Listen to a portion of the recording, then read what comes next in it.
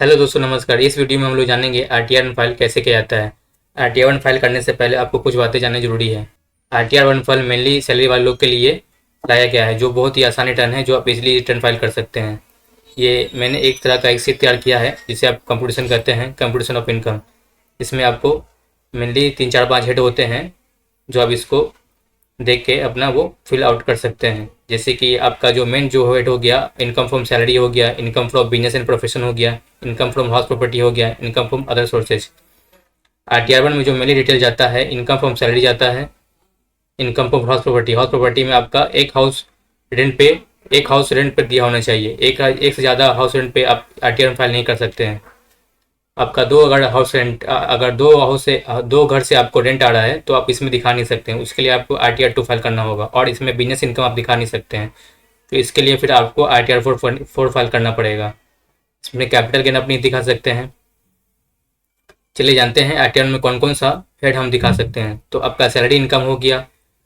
Income of house property में सिर्फ एक घर का आप रेंट दिखा सकते हैं। और फिर आपको इनकम ऑफ अदर सोर्सेस है, इन तो डालते हैं। मान लीजिए कि आपका सैलरी 6 लाख रुपया है। 6 लाख में से आपका 50,000 प्रोजेक्शन हो गया, जो बचा आपका 5,50,000 रुपये बचा। उसके बाद आपका फिर इनकम फ्रॉम हाउस प्रॉपर्टी, आपका एक घर से जो हाउस रेंट मिल रहा है, जो हम लोग करते हैं 1 लाख को मिला है, जिसमें से आप 30,000 रुपये खर्चा कट जाएगा। वो आपको इनकम टैक्स पोर्टल पे वो खर्चा के लिए आपको कट के जो मेन इनकम का बचेगा, वो आपका 70,000 रुपये बचेगा। इसमें कि आपने कोई 1 लाख रुपये का रेंट मिला, उसमें आपका एक्सपेंस में, आपका फर्नीचरिंग में या फिर रिपेयरिंग में आपका 30,000 रुपया 30% वो काट के गवर्नमेंट मान के चलती है कि आपका 30% कटा है। तो 30,000 रुपये माइनस करके आपका जो बचा वो 70 रुपये बचा। फिर इनकम ऑफ अदर सोर्सेज में आप सेविंग बैंक का इंटरेस्ट आप दिखा सकते हैं। मान लीजिए आपको 1,000 रुपये मिला, फिर उसके बाद आपने एफडी करवाया हुआ है तो आपको उसमें 2,000 रुपये मिला। फिर आपने स्टॉक लिया हुआ है और उस पर स्टॉक पे आपको डिविडेंड मिला, उसमें मान के चलिए 5,000 रुपया। इस तरह से हम लोग एज्यूम करके चलते हैं। टोटल जो इनकम आपका जो कल आएगा, ये सब जोड़ने के बाद 6,28,000 रुपया। इसमें आपको हम लोग न्यू रिज्यूम के हिसाब से ही आरटीआर फाइल करेंगे। इसमें किसी तरह का भी आपको डिडक्शन नहीं मिलेगा, एक्सटर्नल डिडक्शन के अलावा, जो हमने पहले दिखा चुका है। ठीक है, तो अब हम लोग आरटीआर फाइल करने की ओर बढ़ते हैं। चलिए जानते हैं हम लोग आरटीआर फाइल कैसे करते हैं। पहले आपको यहाँ पे आपको दिखाई दे रहा होगा, डैशबोर्ड है, ई फाइलिंग है, ऑथराइज पार्टनर है, सर्विस है, एआईएस है। एआईएस पे आपको क्लिक करना है। एएसएस क्लिक करने के बाद प्रोसीड करना है। प्रोसीड करने के बाद फिर आपको एआईएस में जाना है। फिर आपको यहाँ पे दिखा रहा है tax payer for information summary, इस पर आपको क्लिक करना है।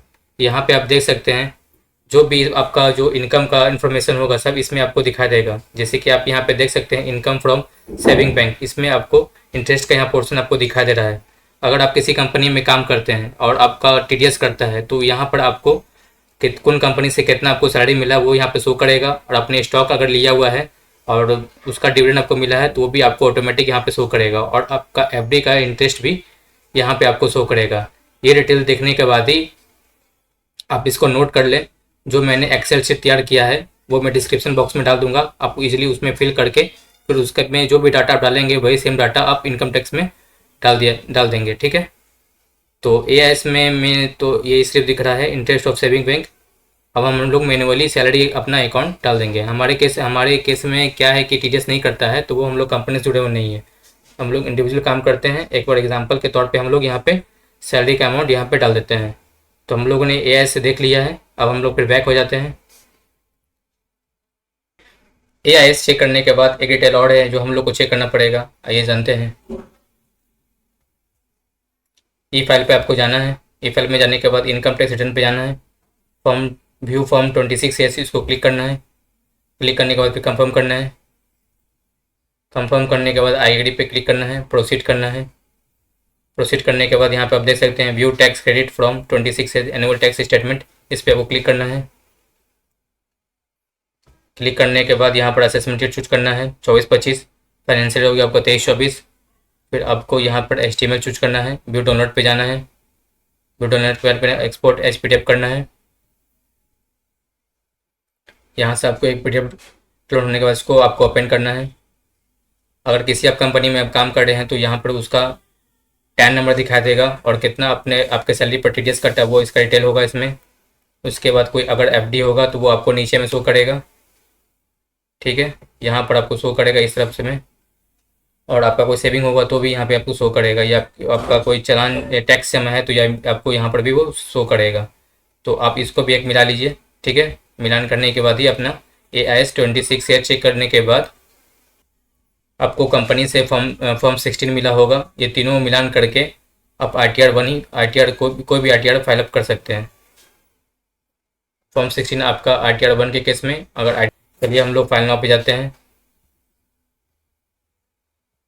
फाइल ऑन जाने के बाद आपको असेसमेंट चूज करना है, ऑनलाइन मोड में जाना है, कंटिन्यू में जाना है।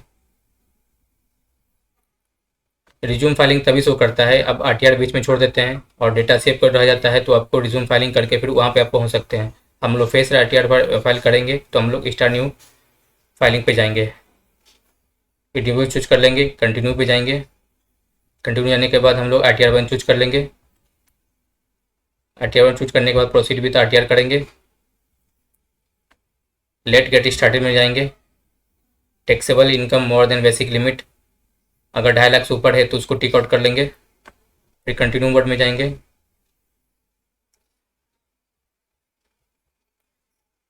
ये स्टेप बाय स्टेप करके ही आप एक स्टेप बाय स्टेप करके ही इसको फाइल अप करेंगे। ठीक है, वन बाय वन कर लेते हैं हम लोग इसको। इस सभी बॉक्स को हम लोग को फिल करना पड़ेगा। सबसे पहले हम लोग पर्सनल इन्फॉर्मेशन में जाते हैं, इसको टिक आउट करते हैं। टिक आउट करने के बाद यहाँ पर आपको नेचर ऑफ एम्प्लॉयमेंट आपको दिखाई दे रहा होगा। इसमें आपको किस तरह का आप किस कंपनी में जॉब कर रहे हैं वो यहाँ पर डिटेल होगा। सेंट्रल गवर्नमेंट में आपके हैं, स्टेट गवर्नमेंट में है, पब्लिक सेक्टर में है, या फिर आपको पेंशन मिला है सेंट्रल गवर्नमेंट से, स्टेट गवर्नमेंट से, या फिर आप सेंट्रल गवर्नमेंट सरकार की किसी कंपनी में आप काम कर रहे हैं PSU में। इस तरह का जो भी आपका रिक्वायरमेंट होगा या फिर जो भी आपका केस होगा आपके हिसाब से, या किसी कंपनी में काम कर रहे हैं तो अदर चूज कर लें। उसके बाद हम लोग नीचे आते हैं। नीचे आने के बाद यहाँ पे आप देख सकते हैं do you wish to exercise the option under section 115B opting out of new tax regime. आप टैक्स रिजिम से बाहर आना चाहते हैं, न्यू टैक्स रिजिम से नहीं, बिल्कुल भी नहीं, हम लोग नो करेंगे। फिर यहाँ पर आपको फिर बैंक अकाउंट यहाँ पे होगा, यहाँ पर आपको बैंक अकाउंट ऐड करना पड़ेगा और आपको वैलिडेटेड होना चाहिए। अगर आपके बैंक में अकाउंट नंबर ईमेल आईडी जो डाला हुआ है वही सेम ईमेल आईडी और फ़ोन नंबर आपके इनकम टैक्स पोर्टल के रजिस्टर में होना चाहिए। अगर नहीं है तो फिर आपका बैंक रिलेटेड नहीं होगा, जिसके कारण आपका कोई भी क्लेम होगा वो आपको रिफंड नहीं मिलेगा। मेक श्योर आप अपना बैंक को अपडेट होना ही चाहिए। कंफर्म करें। उसके बाद फिर दूसरा बॉक्स हो गया है, पहला बॉक्स हो गया, दूसरे बॉक्स में जाएंगे ग्रॉस टोटल इनकम, इस पर टिक आउट करेंगे। टिक आउट करने के बाद नीचे आएंगे, कंटिन्यू में जाएंगे।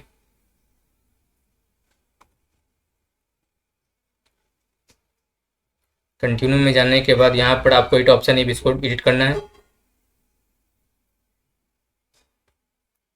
यहाँ पर आपको अपना सैलरी का अमाउंट डालना है, 6 लाख हम लोग डाल दिया है। उसके बाद हम लोग नीचे आएंगे, यहाँ पे पूछ रहा है कंट्री ऑरिजिन, अगर इंडिया के बाहर है तो उसको आपको कंट्री का सिलेक्ट करना पड़ता है, नहीं तो आप इसको सिंपली डिलीट कर लीजिए। अलाउंस कुछ अलग केस में इसमें प्रोवाइड है, जो इंडिया के आउटसाइड है या फिर वॉलंटरी बेसिस पे रिटायरमेंट है, या हमारे को काम का नहीं है, तो हम लोग इसको भी डिलीट कर लेते हैं। डिलीट करने के बाद यहाँ पे आप नीचे आइए, यहाँ पर 6 लाख की सैलरी है, इस पर आपको स्टैंडर्ड डिडक्शन 50,000 का मिला है। जो नेट बचा 5,50,000 रुपया, इसको हम लोग सेव कर लेंगे।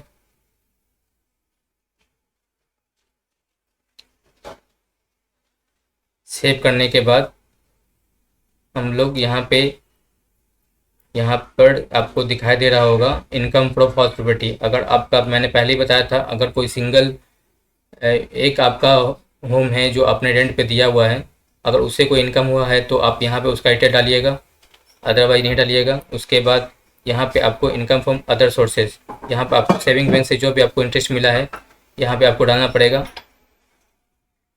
एनालिसिस करते हैं इसमें हम लोग, यहाँ पर आपको बताना पड़ेगा do you have interest income from saving bank account in India. India में जो भी आपका बैंक अकाउंट होगा तो उसमें जो आपको इंटरेस्ट मिला है वो यहाँ पे दिखाना पड़ेगा। 441 रुपया इंटरेस्ट मिला था, हम लोग यहाँ पे उसको डाल देते हैं।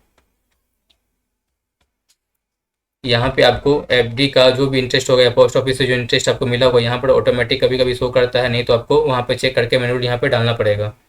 ठीक है, अगर कोई इनकम टैक्स रिफंड आया है तो यहाँ पर आपको यस करके उसको डिटेल यहाँ पर डालना पड़ेगा। इस तरह से जो भी आपका डिटेल यहाँ पे होगा वो यहाँ पे डाल दीजिए। ठीक है, यहाँ पे आपको डिविडेंड इनकम यहाँ पे डालना पड़ेगा। जो भी स्टॉक में आपने डिविडेंड से जो कमाया है वो यहाँ पर यस करके डिविडेंड इनकम यहाँ पे डालना पड़ेगा।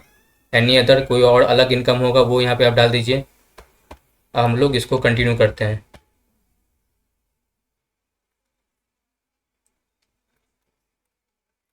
इनकम अदर सोर्सेस हो गया है। अगर आपका इनकम फ्रॉम हाउस प्रॉपर्टी है तो यहाँ से आप उसका डिटेल डाल सकते हैं। एक और एग्जाम्पल के लिए आपको हम दिखा देते हैं। Income from house property self occupy है, लेट आउट है, या फिर जिसमें रहते हैं उस पर आप किराए किराए कुछ रहते भी हैं किराए पे दिए हुए हैं उसको यहाँ पे लिख के आपको डालना पड़ेगा, या फिर आप थोड़ा किराए पे देते हैं तो यहाँ पर उसका लेट आउट करके वो उसको दिखाना पड़ेगा।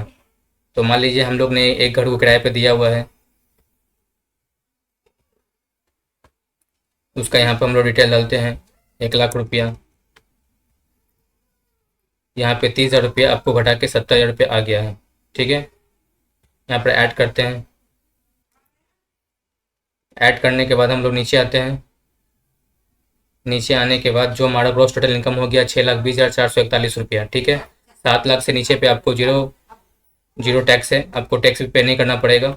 हम लोग कंफर्म कर देते हैं। 7 लाख से ऊपर भी आपको टैक्स लगेगा। कंफर्म कर देते हैं। कंफर्म करने के बाद आपको टोटल डिडक्शन में जाना है, इसको ओपन करना है।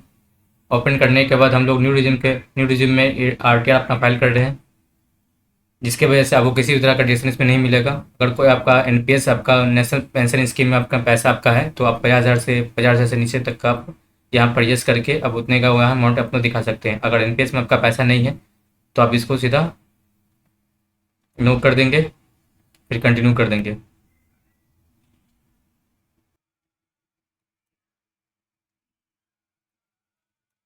फिर आप इसमें आप कंफर्म कर दीजिए। कंफर्म करने के बाद फिर आपको टैक्स पेड में आना है।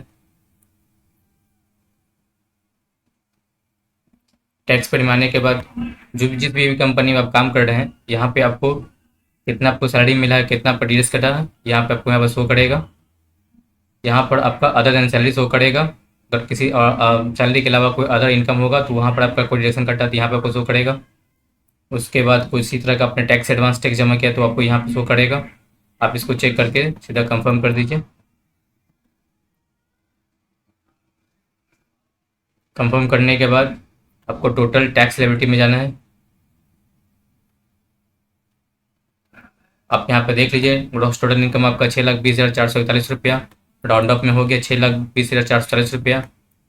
जो भी आपका जो टैक्स बना है 7 लाख से नीचे बना है, जिसमें जो आपको टैक्स लग रहा था 17,044 रुपया, जो कि 87 under section debate under section 87A के तहत आपको डिबेट मिल गया है, जो आपको जीरो टैक्स पे करना पड़ेगा। 1 रुपया आपको नहीं देना पड़ेगा इसमें।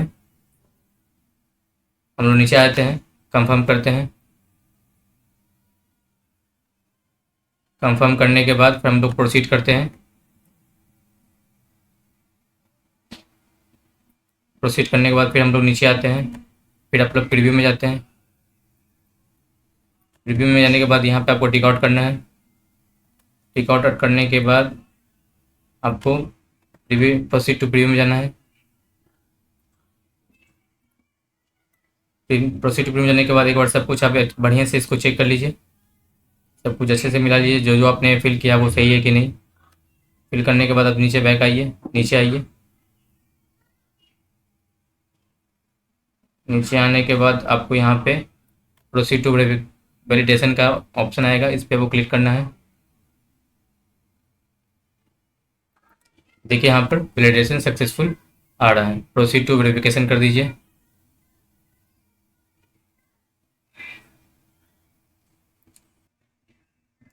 इसमें आपको 3 तरह का ऑप्शन दिखाई दे रहा है वेरिफिकेशन के लिए। या तो आप ई वेरिफिकेशन नाउ अभी आपका आधार नंबर पे एक ओटीपी आएगा, उस ओटीपी आप हाथ ओटीपी उसी समय डाल के आप इसको कंटिन्यू सबमिट कर दीजिए, या फिर आप इसको ई वेरीफाई लेटर करके 30 दिन के अंदर आपको सबमिट करना पड़ेगा। इसमें भी आपको ऑप्शन आएगा आधार कार्ड का, या फिर आप इसको बेंगलोर भी भेज सकते हैं। इसका एक आपको रिसिप्ट मिलेगा, उस पर आपको साइन करना पड़ेगा। साइन करने के बाद उस पर आप उसको स्पीड पोस्ट करके आपको इनकम टैक्स डिपार्टमेंट बेंगलुरु भेजना पड़ेगा इसमें। तो हम लोग ई वेरीफाई लेटर करके कंटिन्यू करेंगे, फिर सबमिट करेंगे। सबमिट करने के बाद यहाँ पर रिसिप्ट है, इसको ओपन करेंगे। ओपन करने के बाद यहाँ पे आपको साइन करके बेंगलुरु भेजना पड़ेगा, और नहीं तो आप ज़्यादा प्रिपरेशन ये रहेगा कि आप इसको आधार से वेरीफाई कर लीजिए। वेरीफाई करने के लिए यहाँ पर आपको देख सकते हैं ई फाइल पे जाना है, इनकम टैक्स रिटर्न पे जाना है, इनकम टैक्स रिटर्न पे जाना है, ई वेरीफाई रिटर्न करना है। यहाँ पे आप देख सकते हैं ई वेरीफाई, यहाँ पर ई वेरीफाई करना है। यहाँ पर आपको लिखा हुआ है I you would like to verify using OTP और mobile number registered with Aadhaar. आपका जो भी आधार कार्ड में नंबर होगा उस नंबर पर एक OTP आएगा। OTP यहाँ पर रिकॉर्ड करके डालना होगा। रिकॉर्ड कर लेते हैं, कंटिन्यू करते हैं। कंटिन्यू करने के बाद यहाँ पर रिकॉर्ड करना है, जनरेट आधार OTP करना है। उसके बाद एक OTP आएगा, यहाँ पर डाल के आप उसको सीधे सबमिट कर दीजिए। आपका RTR फाइल हो चुका होगा। Thank you for watching my video. Video को लाइक करें, सब्सक्राइब करें और शेयर करें।